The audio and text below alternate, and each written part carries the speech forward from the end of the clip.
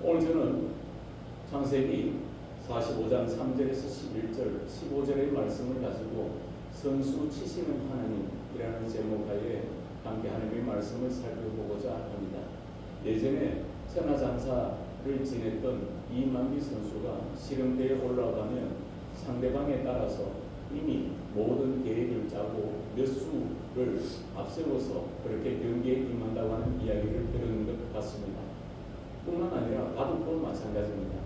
바둑도 그 상대방에 따라서 엄청난 요수를 앞세워서 그렇게 경기에 임한다고 합니다. 그런 것처럼 하나님께서 오늘 우리들에게 몇 수를 더 앞서 나가셔서 마치 씨름 선수가 씨름을 하는 것처럼 또 바둑의 대표 선수가 바둑의 경기에 임하는 것처럼 그것과는 상상도 할 수 없을 정도의 앞서가심, 그리고 오늘 우리를 인도하심이 오늘 이 본문에 기록되어 있는 것을 우리는 볼 수가 있습니다. 요셉은 형들의 미움을 받고 결과적으로는 애굽의 종으로 팔려갈 수밖에 없었습니다. 그는 그 종살이에서 그리고 옥살이를 하면서 숱한 고난과 역경을 그는 경험하게 되었을 것입니다. 그리고 난 이후에 그는 바로의 이상한 꿈을 아무도 해결하지 못했는데 이 바로의 왕의 꿈을 이 요셉이 꿈풀이를 해줌으로 해몽해주고 그 꿈의 해석을 또 알려줌으로 인해서 바로는 요셉을 제2인자로 삼아주는 것을 볼 수가 있습니다. 요셉은 젊은 시절 동안 모든 세월을 낯설고 그리고 또 문화가 다른 바로의 통치 아래에 있는 애굽에서 그런 생활할 수밖에 없었습니다. 오랜 세월 동안 이국에서 외국에서 생활했던 그에게는 많은 아픔이 있고 많은 상처가 있고 많은 고통이 있었을 것입니다. 그럴 때 그는 그 숱한 세월들, 숱한 마음에 대한 형들에 대한 원망과 불평 그리고 또한 불만들을 그는 어쩌면 사귀면서 그리고 또 어느 때로는 형들에 대한 안갚음에 대한 형에 대한 복수에 대한 그런 마음을 갖고 있기도 했을 것입니다. 하지만 오늘 창세기 45장쯤에 이르렀을 때에 요셉은 마음에 조금 더 누그러졌습니다. 형들에 대한 분노도, 형들에 대한 원망도, 형들에 대한 그런 어떤 안갚음에 대한 그런 모든 계획들도 조금씩 누그러뜨려지는 것을 볼 수가 있습니다.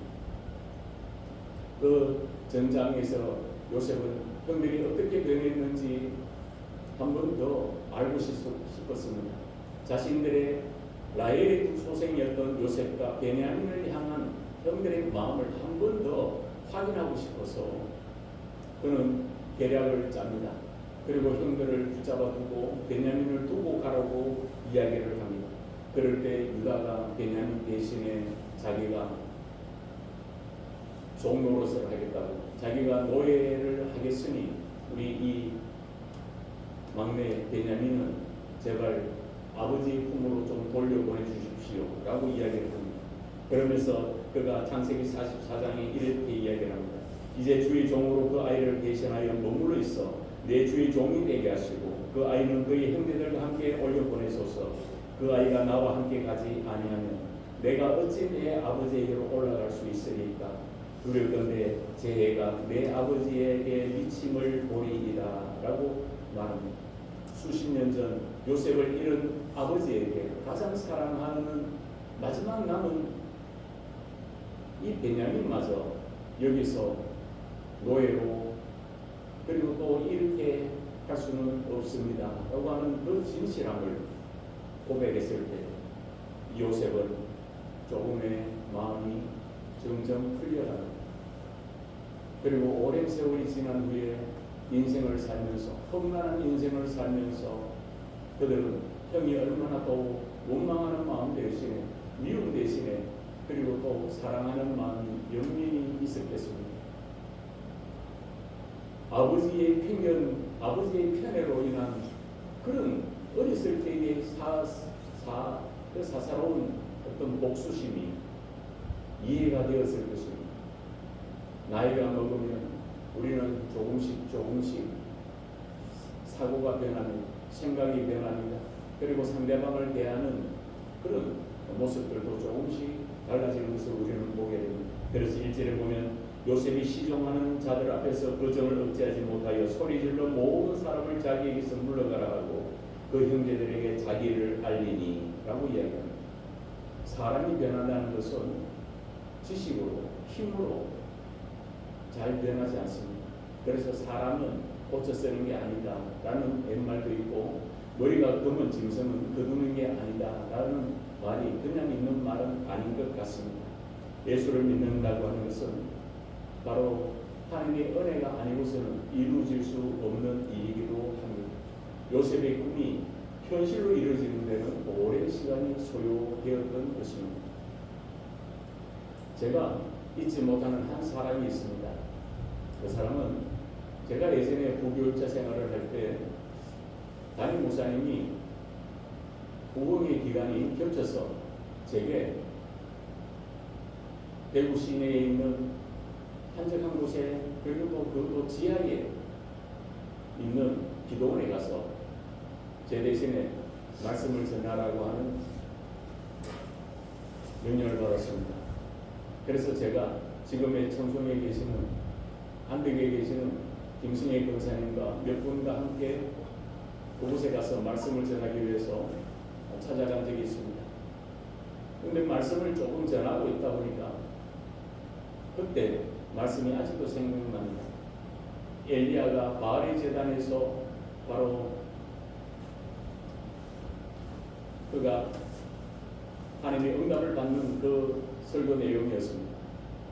그런데 그 말씀을 전하기 위해서 조금 시간이 지났는데 한 5분 정도 지났을 겁니다. 말씀이 또 시작되자마자 어떤 한 사람이 술에 취해 있어 비틀거리면서 그 지하 계단에 내려오는 소리가 들렸습니다. 아니나 다를까 들어오면서 온갖 고성을 지르고 주사를 거기서 부르면서 그렇게 소리를 쳐서 그곳에 모인 예배를 굉장히 방해시켰습니다. 그런데 앞쪽에 보니까 그 여전도사님이, 그 기도원을 운영하는 그 여전도사님이 눈물을 흘리면서 얼굴이 벌개져가지고 뒤쪽으로 뛰어갔습니다. 그리고는 그 남편을 껴안으면서 제발 좀 이러지 말라고 부탁을 하는 것을 들었습니다. 그래서 말씀을 중단할 수 없기 때문에 말씀을 계속 전했습니다. 그리고 기도해 주는 시간이 있었고, 그리고 함께 기도하는 시간도 있었습니다. 그때까지만 해도 그 바닥에 뒹굴어져서 고래고래 소리를 지르고, 그리고 또 예배를 방해했던 그 사람은 제가 잊을 수 없었던 한 사람이었습니다. 그리고 제가 시간이 좀 지난 후에 나중에 되어서 그 지역을 가게 된 적이 있습니다. 신방을 하느라고 그곳을 지나가는데 그곳에서, 그 기도원에서 또다시 부흥회를 했던 모양입니다. 그런데 제가 낯이 익은 한 사람이 있었습니다. 그 사람이 바로 그 여전도사님의 남편이었습니다. 예전에는 술에 취해서 고성방가를 하면서 모든 집회를 다 방해했던 그가 그 손에 술병이 아닌 전단지가 들려 있었습니다. 그리고는 그렇게 해맑게 웃으면서 지나가는 사람에게 전도지를, 그리고 또 전단지를 전해주면서 우리 집회에 한번 오십시오 라고 하는 그 말을 했습니다. 그래서 제가 곁에다가 시간이 있어서 차를 잠깐 세웠습니다. 그리고 제가 내리니까 그분과 눈이 마주쳤습니다. 그러니까 그분이 제게 막 달려오더니 그랬습니다. 아이고 전도사님 반갑습니다 라고 이야기를 했습니다. 그러자 제가 오늘은 농담 삼아서 오늘은 약주를 안 하셨네요 이렇게 하니까 에이 전도사님 이제 그 생활 바꿨었습니다 라고 이야기를 하더라고요. 그러면서 예전에는 내가 주사를 부리고 예전에는 술 저중뱅이였던 내가 바로 예수님을 믿고 성령님이 내 안에 오셨을 때 저는 술을 끊게 되었고, 그리고 제 삶이 변화되었습니다 라고 하는 간증과 같은 이야기를 들은 적이 있습니다. 그런 것처럼 하나님이 함께 하시면 하나님은 아무리 악한 자라도 하나님이 일꾼 삼아 주시는 것을 저는 경험하게 됩니다. 그러므로 성경이 이렇게 말합니다. 로마서 12장 2절에 바울이 너희는 이 세대를 본받지 말고 오직 마음을 새롭게 함으로 변화를 받아 하나님이 선하시고 기뻐하시고 온전한 뜻이 무엇인지 분별하도록 하라 라고 말씀하고 있습니다. 우리가 이 혼탁한 시대에 우리가 이 탄핵에 대한 찬성과 반대의 집회와 그리고 또한 여러 나뉘어진 마음들 속에 우리는 국가를 위해서 기도해야 됩니다. 우리는 대통령을 위해서 기도해야 되고 우리는 위증자들을 위해서 기도해야 되고 우리는 경제를 위해서도 기도해야 하는 것입니다. 나라가 있어야 교회가 있는 것입니다. 나라가 있어야지 자유가 있는 것이고 나라가 있어야지 우리는 믿음 생활을 할 수가 있는 것입니다. 나라 없는 교회는 생각도 할 수가 없는 겁니다. 그런 것처럼 오늘 우리는 내가 진보든지 내가 보수든지 그 모든 진영의 논리를 떠나서 바로 이 국가는 참으로 소중한 것입니다. 오랜 세월 동안 외국에서 억울하게 종살이를 하였던 요셉이 원한과 분노가 조금씩 흘려가기 시작했습니다. 어떤 경우에는 우리가 예수를 믿는다고 할 때 때때로는 손해봐야 할 때가 있습니다. 믿음의 사람이고 예수를 믿기 때문에 어쩌면 손해를 봐야 할 때도 있는 것입니다. 많은 사람들이 갑질을 할 때, 많은 사람들이 얼로 남아있을 때, 얼이라고 하는 흙수저라고 하는 생각이 들 때 사회에 대한 분노가 때로는 있을 수가 있습니다. 내가 이제는 이 어려움을 환경을 믿음으로 이겨내야지 이런 마음도 드는 사람이 있는가 하면 때때로는 이놈의 사회에 전쟁 안 나나 전쟁이 나서 이 나라가 보면 멸망했으면 좋겠다 라고 하는 생각도 들 수가 있는 것입니다.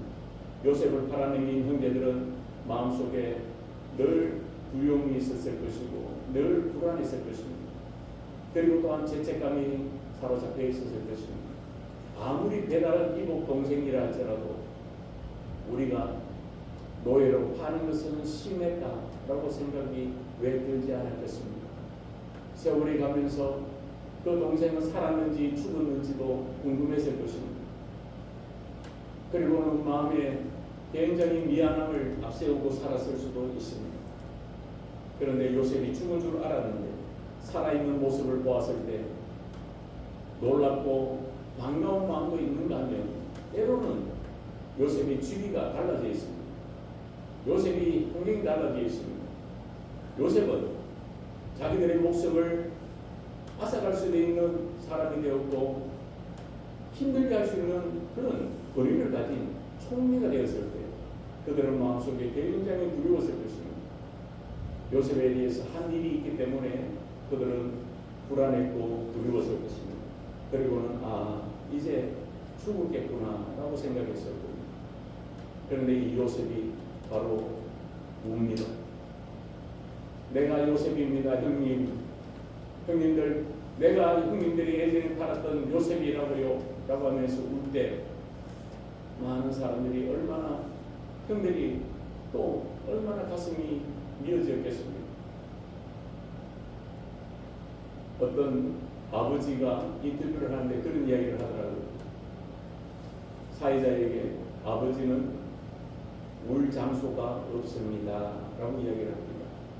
힘들고 어려운 가족을 부양하기 위해서 아침부터 저녁까지 일하고 돌아오고 힘들고 어려운 일이 있을 때도 슬프고 괴롭고 또 사회의 그런 어려움을 만나게 되었을 때 아버지가 울 장소가 없습니다 라고 이야기할 때 그 사회에서 동생했던 상담가가 그런 이야기를 합니다. 아버님 울고 싶으면 우셔야 됩니다 라고 이야기를 했습니다. 울고 싶으면 우셔야 되고 소리 치고 싶으면 한적한 곳에 가서 소리를 쳐야 합니다. 차기고 그러면 한이 되고 한이 모이면 분노가 됩니다. 그런 이야기를 했습니다. 그래서 그런 것처럼 요셉은 이방인이 자신들을 어떻게 대한다는 것을 너무 잘 알았을 겁니다. 노예 출신이 총리가 되었다고 왜 손가락질을 안 했겠습니까? 저 사람은 신분이 천한 사람이라고 생각했을 겁니다. 우리가 요셉의 젊은 시절을 아는데 요셉은 노예를 끌려와서 보디발의 그 가정에서 집사로 일했던 사람 아니냐라고 얘기합니다. 그런데 우리 왕의 바로의 꿈 하나 해몽했다고 해서 총리가 되는 게 말이 되느냐고. 그렇게 왜 안 했겠습니까? 그렇기 때문에 그 요셉은 행동 가지를 더 조심할 수밖에 없었습니다. 다른 사람에게 책 잡히지 않기 위해서 항상 단정해야 했을 것이고 항상 말에 실수를 하지 않았어야 했을 겁니다. 그것이 굉장한 부담감으로 남아있을 겁니다. 다른 사람 앞에 연약한 모습을 보일 수 없습니다. 저 사람은 이방인이고 저 사람은 천한 사람이고 저 사람은 바로 무능력한 사람이야 라고 생각할 때 그는 다른 사람들 앞에서 이야기했던 아버지처럼 울 수가 없었습니다. 자신의 연약한 모습을 보일 수가 없었습니다. 그럴 때 요셉은 주변에 있는 모든 사람들을 다 물러가게 한 후에 지금 울고 있는 것입니다. 바울사도 이야기를 합니다. 즐거워하는 자들과 함께 즐거워하고 우는 자들과 함께 울라라고 얘기합니다. 불신의 벽이 하나둘 쌓이게 되면 인간적인 모습이 점점 사라져 갑니다. 사람이 사람을 믿지 못하는 것만큼 힘든 일이 어디 있겠습니까? 내가 만나는 사람을 믿지 못하고 내가 다른 사람과 대화할 때 그 사람이 나를 어떻게 생각할지 모른다고 하는 셀프 디펜스 메커니즘이라고 하는 자기 방어 억제 능력을 가지고 있습니다. 사람은. 그렇기 때문에 다른 사람이 어떻게 나를 생각할까라고 하는 시선에 우리는 종종 노출되어 있기도 합니다. 두 번째는 하나님께서 선수를 치시는 장면을 하나님께서 자신을 먼저 보내시고 선수를 치셨다라고 하는 것을 깨닫게 되는 일이 나옵니다. 요셉에게서 형들은 언제나 자신을 죽이려 했고 괴롭혔고 그리고 또 고통을 주었던 형들로 기억되었을 겁니다. 어린 날에 형들이 그랬습니다. 그런데 때로는 보고 싶었을 것입니다. 말도 통하지 않고 생활 습관도 다르고 문화도 다른 만국 이 먼 나라의 노예로 그것도 끌려와서 자기가 할 수 있는 건 아무것도 없습니다. 말도 이스라엘 말을 할 수가 없습니다. 생활도 할 수도 없고 예배도 드릴 수 없습니다. 하나님을 향해서 기도할 수가 없습니다. 그럴 때 그 분노가 싹트였을 것입니다. 형을 만나면 내가 죽여버릴 것이다. 내가 힘을 길러서 내가 힘이 길러지고 내가 젊은 날에 형들을 만나면 형들은 나이가 들었을 때니까 그때는 모두 다 나를 괴롭힌 것만큼 안 갚음하리라 라고 하는 그 분노가 차오를 때도 있을 것입니다. 동전의 양면처럼 어떤 날은 형이 그리웠다가 어떤 날은 형들이 미웠다가 어떤 날은 형들에게 대한 슬픔을 가지고 어떤 날에는 형들에 대한 분노로 밤을 지새웠던 날이 왜 없었겠습니까? 그런데 3절에 요셉이 이렇게 말합니다. 요셉이 그 형들에게 이르되 나는 요셉이라 내 아버지께서 아직 살아 계신니이까. 형들이 그 앞에서 놀라서 대답하지 못하더라. 요셉이 형들에게 이르되 내게 가까이 오소서. 그들이 가까이 가니 이르되 나는 당신들의 아우 요셉이니 당신들이 애굽의 판자입니다 라고 얘기합니다. 순간에 지나온 모든 생각들이 주마등처럼 지나갔을 것입니다. 형들에 대한 미움도 형들에 대한 연민도 그러나 그 어떤 감정적인 것보다 그가 고백하는 것이 5절입니다. 오늘 보면 5절을 보면 당신들이 나를 이곳에 팔았다고 해서 근심하지 마소서 한탄하지 마소서 하나님이 생명을 구원하시려고 나를 당신들보다 먼저 보내셨나이다 라고 합니다. 요셉은 매일같이 왜 라고 하는 말을 되씹었을 것입니다. 하나님 왜 내게 이런 일이 납니까? 하나님 나는 하나님한테 잘못한 것도 없고 꿈꾼 것밖에 없는데 나는 왜 이렇습니까? 아버지 사랑받은 것밖에 없는데 이 복형들이 나를 이렇게 괴롭힙니까? 라고 생각했을 수도 있습니다. 그러나 그가 이 오랜 세월을 지난 후에 형들을 만났을 때 그가 뭐라고 이야기를 합니까?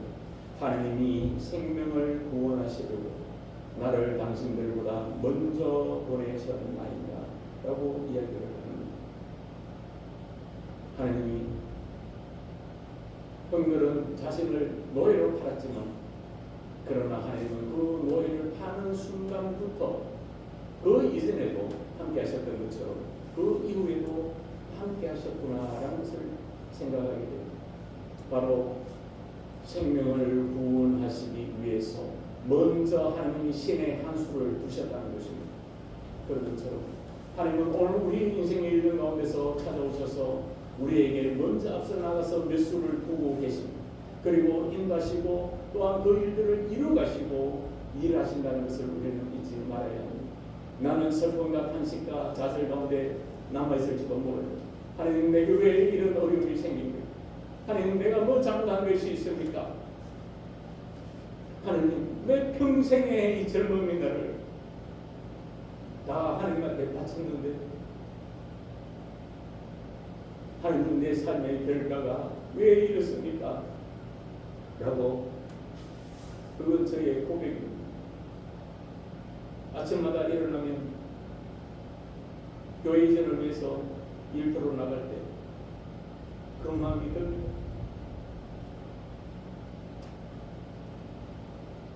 하나님 내 모든 세월들을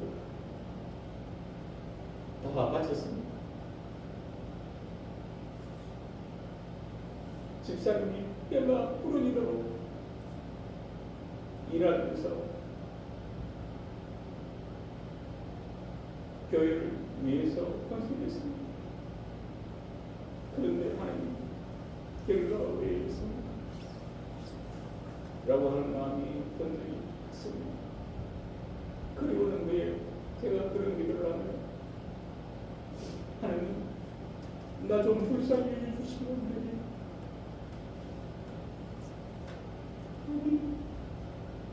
나 좀 불쌍히 해주시면 안 됩니까?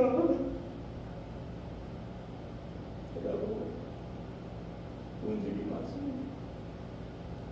일터에서 조금 나가서 하늘을 쳐다보면서 하나님한테 그런 기도를 많이 하나님 저 좀 불쌍히 해주세요. 하나님 우리 교회 좀 불쌍히 해주세요. 하나님 우리 가족 좀 불쌍히 해주세요. 라고 기도했습니다. 그런 것처럼 하나님은 요셉의 그 기도를 들으셨고 하나님 응답해 주셨습니다. 그래서 요셉이 깨달은 것이 뭡니까? 하나님이 형들을 원망하는 것이 아니라 하나님이 형들은 나를 팔았지만 나는 여러분들의 생명을 구원하시기 위해서 하나님이 먼저 보내셨습니다 라고 하는 인생의 고백이 있다는 것입니다.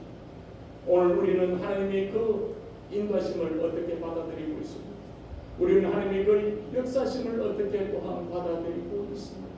하나님께로 더 가까이 하나님께로 더 가까이 나아갈 때 하나님은 영광의 일을 이루어주십니다. 바울 사도가 에베소 교인들에게 1장에 이렇게 건면하는 장면이 나옵니다. 모든 일을 그의 뜻의 결정대로 일하시는 이의 계획을 따라 우리가 예정을 입어 그 안에서 기업이 되었으니 이는 우리가 그리스도 안에서 전부터 바라던 그의 영광의 찬송이 되게 하려 하심이라 라고 이야기합니다. 하나님이 일하시는 계획에 따라서 살았던 삶을 건면합니다. 여러분 힘듭니다.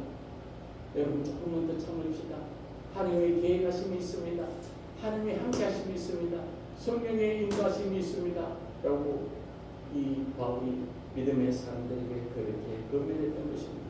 오늘 5절에 이야기한 것처럼 하나님이 생명을 구원하시려고 라고 성경은 이야기하고 있습니다. 요셉을 먼저 보내시기로 하나님이 계획하시고 인도하셨기에 요셉은 어쩔 수 없이 그리고 또 순종하는 마음으로 그 일들을 이루가는데 참으로 30여 년의 세월이 걸리는 것을 볼 수가 있습니다. 요한복음 17장 2절에 예수님이 이렇게 말합니다. 아버지께서 아들에게 주신 모든 자에게 영생을 주게 하시려고 만민을 다스리는 권세를 아들에게 주셨음이로소이다. 영생은 곧 유일하신 참 하나님과 그의 보내신 자 예수 그리스도를 아는 것입니다. 라고 요한복음 17장은 말합니다. 어떤 경우에도 인간의 말로는 해결되지 않고 위로가 되지 않을 때가 있습니다. 힘들고 어려울 때는 야, 기도하면 되지. 이 믿음 없는 사람아 라는 그런 말을 한다고 해서 그 사람이 회복이 될까요? 안 됩니다. 힘들고 지쳐 있을 때는 어떤 말도 들어오지 않습니다.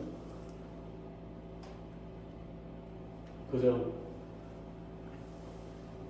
이 사람아 힘들고 어려우면 어떻게 그러면서 야 밥이나 한 번 먹자 라고 해서 시장 거기에서 그냥 칼국수 한 그릇 먹으면서 그리고 또 시장 거기를 나서면서 그냥 커피 한 잔 거기 남자에서 파는 그 커피 한 잔 1,000원짜리 그걸 한 잔 먹으면서 어깨를 한 번 이렇게 두둑 쳐주고 기도하게 그렇게 하는 것이 더 낫습니다. 인간의 말은 힘들 때 들리지 않아요. 일전에 모 배우가 자살한 일이 있습니다. 얼마나 힘들고 그랬으면 자살했겠나 싶으지만 그러나 생명은 참으로 소중한 것입니다. 그렇기 때문에 오늘 우리는 하나님의 거룩한 약속하신 가운데서 생명에 대해서 아무렇게 생각하거나 가치 없게 생각하는 자들이 되어서는 안 됩니다. 6절이 말합니다. 이 땅에 2년 동안 흉년이 들었으나 아직 5년을 밭가리도 못하고 추수도 못할지라 라고 말합니다. 하나님이 이곳에 보내셔서 미리 일하셨는데 제일 먼저 시작된 것이 흉년이라고 시작됩니다. 흉년이 2년이 시작되었지만 아직 5년이 남아있습니다. 그러나 그 이후에는 하나님이 주시는 풍성한 그런 해가 있을 것입니다 라고 이야기를 하는 것입니다. 사랑하는 성도 여러분, 오늘 우리 모든 삶의 여정 가운데서 우리는 때로는 고통이 있고 아픔이 있을 수 있습니다. 예전에 제 때는 그런 이야기를 합니다. 젊어서 고생은 사서도 한다 라고 이야기하는데 요즘 젊은이들에게 그 이야기를 하면 뭐라고 이야기하고 미친놈이냐고 이야기하고 젊었는데 고생을 왜 사서 하느냐. 옛날에는 아픈 만큼 성숙된다 이런 이야기를 하잖아요. 그런데 요즘은 아픈 만큼 골병된다로 말이 바뀌고 있습니다. 예전에 박명수 씨가 그런 이야기를 하더라고요. 자기 라디오 프로그램에서 늦었다고 생각하는 사람이 있습니까? 그러면 정말 늦은 겁니다. 그런 이야기를 하더라고요. 현실은 현실로 받아들여야 합니다. 그렇기 때문에 흉년과 굶주림 그리고 그 이후에 회복이 있다는 것을 이야기하고 있습니다. 7절에 하나님이 큰 구원으로 당신들의 생명을 보존하고 당신들의 후손을 세상에 두시려고 나를 당신들보다 먼저 보내셨나니 라고 얘기합니다. 하나님이 또 먼저 보내신 이유가 분명히 있습니다. 하나님은 바로 거기에 있는 남아있는 모든 가족들을 그리고 또 족속들을 다 이쪽으로 귀향하게 하셨다고 성경은 이야기하고 있는 것입니다. 하나님의 관심은 믿음의 사람들에게 있습니다. 그리고 또한 그 관심은 생명에 있습니다. 시편 기자가 시편 42편 8절에 이렇게 말합니다. 낮에는 여호와께서 그 인자함을 베푸시고 밤에는 그 찬송이 내게 있어 생명의 하나님께 기도하리로다 라고 말합니다. 그래서 우리가 기도하는 것입니다. 하나님의 도우심을 바라보고 하나님의 은혜를 바라보고 우리는 기도합니다. 바울은 골로새서 3장 3절에 이렇게 말합니다. 이는 너희가 죽었고 너희 생명이 그리스도와 함께 하나님 안에 감추어졌습니다. 우리 생명이신 그리스도께서 나타나실 그때에 너희도 그와 함께 영광 중에 나타나리라 라고 말합니다. 바울은 타고난 사람이었습니다. 수많은 은혜와 은사와 능력이 있었던 사람이고 그는 가마리엘 문화에서 탁월한 공부를 한 사람입니다. 그리고 그는 헬라어에 굉장히 자신이 있던 사람이고 로마의 시민권을 가지고 있었던 사람입니다. 그런데 그 어떤 것도 힘으로 여기지 않습니다. 그 모든 것들을 자신의 배설물로 여기고 그가 오늘 이 본문에서 뭐라고 얘기합니다. 우리의 생명이신 그리스도께서 라고 얘기합니다. 하나님이 생명을 내게 주셨으니 그 생명이 바로 그리스도임을 이야기하는 겁니다. 그러므로 우리가 예수를 믿음으로 구원을 얻고 하나님의 거룩한 은혜에 하나님의 자녀가 되어가는 것입니다. 마지막으로 요셉은 기쁜 소식을 전하는 자로 하나님이 선수를 치셨습니다. 오늘 우리들에게 있어서 요셉이 할 일은 뭐가 있습니까? 바로 기쁜 소식을 전하라고 이야기합니다. 9절에서 11절 사이에 지금의 상황을 이야기합니다. 현실의 상황을 이야기합니다. 그러면서 흉년이 아직 5해가 있으니 라고 이야기를 합니다. 죽은 줄 알았던 요셉의 살아있다고 하는 이 소식이 이제는 죽음을 기다리고 있는 야곱에게는 얼마나 큰 기쁨이었겠습니까? 마찬가지입니다. 오늘 저 여러분들에게는 어떤 기쁨의 소식이 있습니까? 내가 기도하고 있는 기도의 제목에 대한 응답의 소식이 들린다면 그것보다 더 기쁜 소식이 어디 있겠습니까? 내가 원하는 취업, 내가 원하는 직장에서 내가 승진되었다고 하는 그 소식이 있다면 얼마나 여러분들은 또 감사하겠습니까? 힘들고 어렵고 지치고 공고한 가운데서 바로 모든 것을 인내하며 하나님의 거룩한 은혜 앞에 나아갔더니 하나님이 나를 도우셨다라고 하는 그 소식이 들린다면 얼마나 더 힘이 되겠습니까? 이 세상의 소망과 하나님의 약속도 있지만 그러나 우리는 천국을 바라보고 살아가야 하는 것입니다. 찬양 사역자이신 찬양으로 사역하고 있는 한 전도사님이 알고 있는데 신은영 전도사님이 포스터에 아주 작은 성경 구절이 적혀 있었습니다. 교회 오기 전에 이 예배 드리기 전에 제가 그 성경 구절을 찾아봤더니 그 작은 성경 구절이 에스겔 말씀이었는데 에스겔서 16장 6절이 적혀 있었습니다. 내가 너의 곁으로 지나갈 때에 너가 피투성이가 되어 발진한 것을 보고 너에게 이르기를 너는 피투성이라도 살아있으라. 다시 이르기를 너는 피투성이라도 살아있으라 라고 하는 구절이었습니다. 그 신은희 전도사님의 그 복음성가 노래 중에서 살아있으니 감사하다는 그런 내용이 있습니다. 그래서 아마 이 에스겔서 16장 6절의 말씀을 포스터에 아주 작게 성경 9절만 에스겔서 16장 6절 이렇게 적혀 있는 것을 보았습니다. 사랑하는 성도 여러분, 어쩌면 우리가 피투성이처럼 살아왔을지도 모릅니다. 정말 힘들고 어렵고 남에게 아무 말도 하지 못할 그런 어려움의 고통이 있습니다. 우리 자녀들이 얘기했지만 부모가 자식에게 할 말이 있고 못할 말이 있습니다.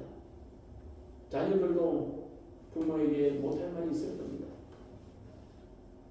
그런 것처럼 그런데도 불구하고 우리는 조금 더 기다려야 됩니다. 조금 더 하나님의 거룩한 은혜를 바라보고 나아가야 합니다.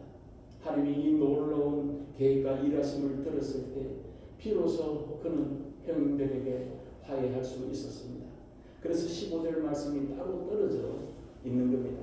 요셉이 또 형들과 입맞추며 안고 우니 형들이 그제서야 요셉과 말하리라 라고 말합니다. 우리의 신분을 알았으니 이제는 우리를 죽이겠지. 저 요셉이 지난 숱한 삶의 고난의 세월들을 보상받기 위해서라도 우리를 갈까지 찢어 죽여도 우리는 할 말이 없어 라고 생각했을지도 모릅니다. 요셉의 처분을 기다리고 있었을 것입니다. 그런데 요셉이 다가와서 하나님이 생명의 구원을 위해서 먼저 보내주셨습니다 라고 말할 때 형들은 미안함이 변하여서 슬픔이 되고 잘못한 것에 대한 죄책감, 잘못한 것에 대한 화해가 그때 이루어지는 것입니다. 용서했을 때 화해가 이루어집니다. 용서하지 않으면 화해가 이루어지지 않습니다.